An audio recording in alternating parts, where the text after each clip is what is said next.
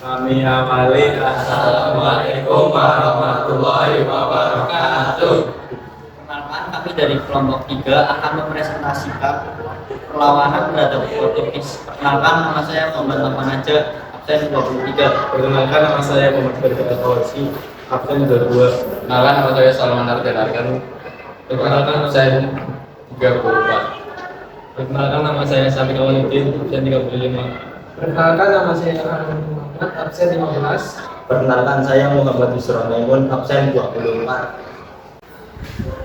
Perlawanan terhadap Portugis. Portugis merupakan salah satu pelopor penjelajahan samudera dan menjadi bangsa Eropa pertama yang mencapai Kepulauan Nusantara. Bangsa Portugis pertama kali mendarat di Indonesia di daerah Malaka pada 1509. Setelah menguasai Malaka pada 1511, wilayah lainnya juga menjadi incaran hingga memicu perlawanan rakyat Indonesia terhadap Portugis.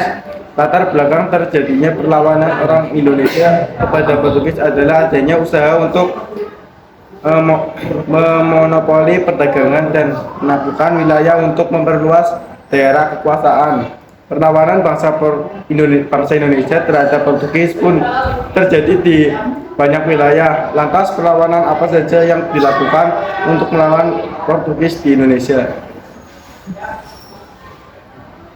Perlawanan Aceh terhadap Portugis. Perlawanan Aceh terhadap Portugis melawan rakyat Aceh terhadap Portugis dilakukan sejak 3 dekade awal abad ke-16 dan berhasil mengusirnya dari Daya 1520, Pidi 1521, dan Pasai 1524.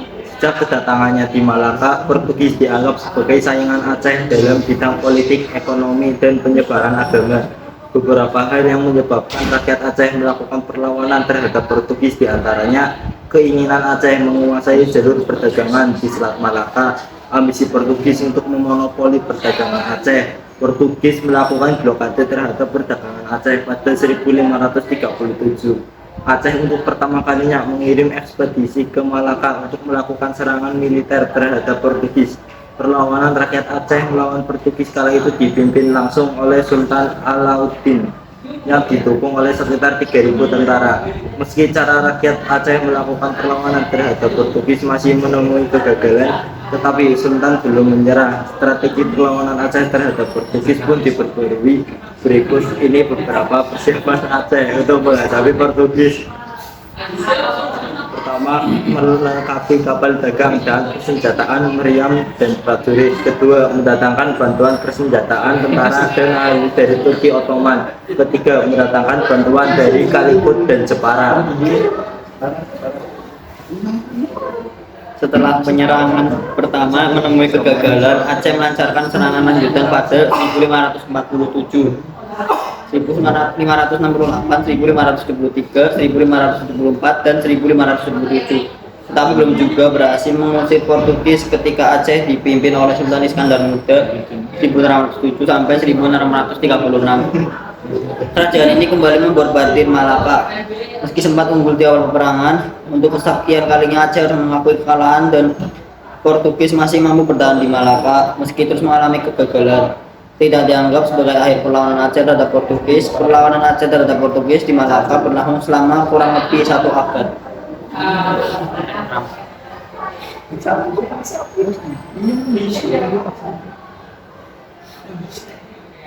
Dua, perlawanan ternyata dari tentara Portugis. Di Ternate terjadi pertempuran antara tentara Portugis melawan tentara Sultan Hairun dan dari tahun 1550. Pada tahun 1570, Sultan Hairun dibunuh oleh pasukan Portugis. Akibatnya, pengganti Sultan Hairun yaitu Sultan Babullah bersumpah akan terus memusuhi orang Portugis. Sebagai balasan atas pembunuhan Hairun, Babullah meminta agar Lope de Marquita dibawa ke hadapannya untuk diadili. Pada tahun 1575, sebagian besar tanah milik orang Portugis di Maluku telah diambil alih oleh Ternate dan suku-suku serta negeri-negeri yang mendukung orang Portugis telah benar-benar tersudut.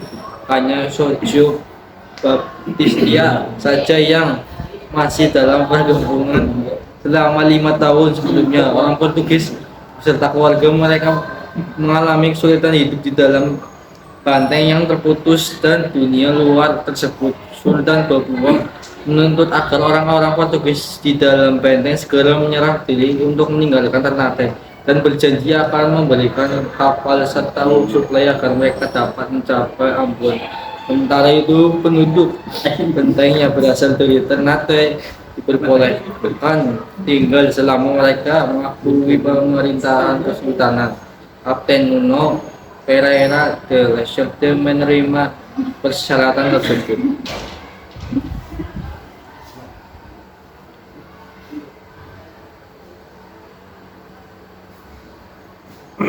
Tiga, perlawanan Demak dari bangsa Portugis dengan berkuasa di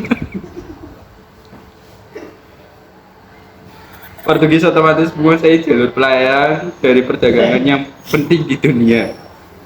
Keberadaan Portugis itu tidak hanya menjadi penghalang Kesultanan Demak, tetapi juga mematikan perdagangan kaum Muslim Indonesia. Terlebih lagi, Demak sendiri menjalankan perdagangan beras dan bahan lainnya dengan Malaka. Samping itu, datangan bangsa Portugis juga menyebarkan agama Katolik yang dianggap menghalangi perkembangan Islam di Nusantara. Karena sebab-sebab itulah Sultanan Demak mengirim armadanya ke Malaka untuk menggempur. Selain di Malaka, Sultanan Demak juga melakukan perlawanan terhadap Portugis yang hendak mendirikan loji di Sunda Kelapa.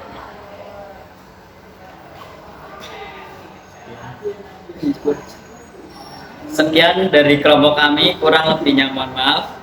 Wassalamualaikum warahmatullahi wabarakatuh.